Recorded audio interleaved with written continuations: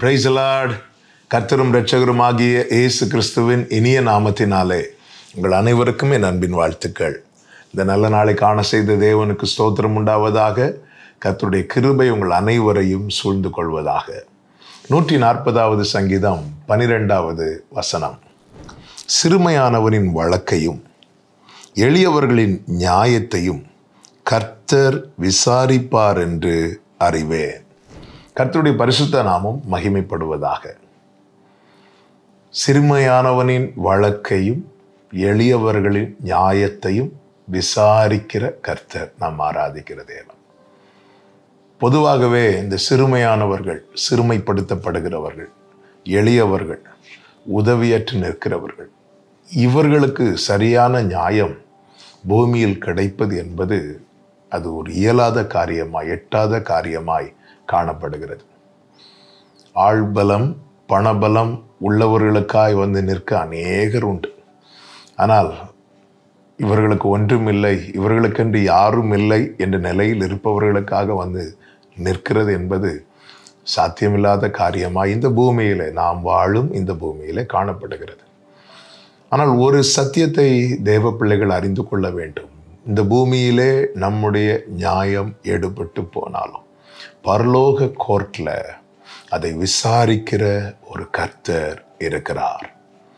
எல்லா அதிகாரங்களுக்கும் மேலானவர் நாம் ஆராதிக்கிற தேவன். அவரை குறித்து வேதம் என்ன சொல்லுகிறது தெரியுமா?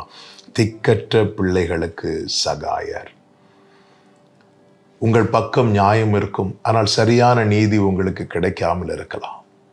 இப்படிப்பட்ட நிலையில யாராவது இதை கேட்டு கொண்டிருப்பீர்கள் என்றால், இயேசுவின் நாமத்தில் இந்த காலை வேளையில உங்களுக்கு தருகிற மன்னா இதுதான். உங்கள் வழக்கை விசாரிக்கிற கர்த்தர் பரலோகத்தில் இருக்கிறார். நாபோத்தின் திராட்சை தோட்டத்தின் மேல ஆசை வைத்து ஆகாப், யேசபேல் போன்றவர்கள் என்ன செய்தார்கள்? அவன் மேல பொய்யான குற்றச்சாட்டை வைத்து அவனை அழித்தார்கள். கர்த்தர் அந்த வழக்கை விசாரித்து யேசபேலின் குடும்பத்தில் ஒன்றுமில்லாதபடிக்கு கர்த்தர் நிர்மூலமாக்கினார். ஆண்டவர் எளியவர்களின் வழக்கை விசாரிக்கிற கர்த்தர். எனவேதான் ஒரு தேவ பிள்ளை தன் வாழ்க்கையில் நியாயம் ஈடுபடும் போது, நீதி கிடைக்காமல் போகும்போது, ஆமேன், எல்லாம் போய்விட்டது, எல்லாம் முடிந்து விட்டது என்று சோர்ந்து போக வேண்டிய அவசியம் இல்லை. உங்கள் கவலைகளை எல்லாம் அவர் மேல் வைத்து விடுங்கள் என்று வேதம் சொல்லுகிறது. கர்த்தரிடத்தில் உங்கள் காரியத்தை தெரியப்படுத்துங்கள். இதைதான் சங்கீதத்திலே பார்க்கிறோம். ஏழையானவன் தன்னை கர்த்தருக்கு ஒப்புவிப்பான். ஆண்டவரே, என் வாழ்க்கையில இப்படி ஒரு சம்பவம் நடக்குதுப்பா, எனக்கு நீதி செய்யுங்கப்பா, எனக்கு நியாயம் செய்யுங்கப்பா என்று சொல்லி தன்னை ஒருவன் ஒப்புவிக்கும் போது அவனுடைய வழக்கை கர்த்தர் விசாரித்து கர்த்தர் நிச்சயமாக நீதி செய்கிறவராய் இருக்கிறார். உங்கள் காரியங்களை எல்லாம் கர்த்தரிடத்தில் தெரியப்படுத்துங்கள். உங்கள் வழக்கை எல்லாம் கர்த்தரிடத்தில் தெரியப்படுத்துங்கள். கர்த்தர் விசாரிப்பார். பல நேரத்தில் நமக்கு தோன்றும், ஆண்டவரே, ஏன் ஆண்டவரின்னு நீதி செய்யாமல் இருக்கிறீங்க? இந்த கேள்வி பல நேரத்தில் நமக்கு எழும்போது உண்டு. ஒன்றை புரிந்து கொள்ளுங்கள், கர்த்தர் எல்லாவற்றையும் அதனதின் காலத்திலே நேர்த்தியாய் செய்வார். தம்மால் தெரிந்து கொள்ளப்பட்டவர்கள் விஷயத்திலே நீடிய பொறுமையாயிருந்து என்று வேதத்திலே சொல்லப்பட்டிருக்கிறது. அவர் பொறுமையா இருக்கிறார் என்றால் அவரால் செய்ய முடியாமலோ செய்ய மாட்டார் என்றோ அல்ல.